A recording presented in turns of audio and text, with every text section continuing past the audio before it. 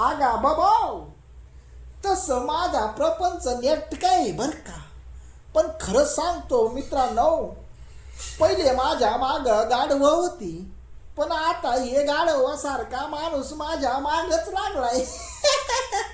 तुम्हाला समजलंच असल मी कोणा बाबतीत बोलायला लागलोय. टाक करा त्या बॉसला आणि म्हणा, ए बाबा, अरे एवढा ताण देऊ नको रे, डोक्यावरची केस निघून चाललीत माझ्या. हे बा तर मित्रांनो, कष्ट करा, कष्टाला पर्याय नाही.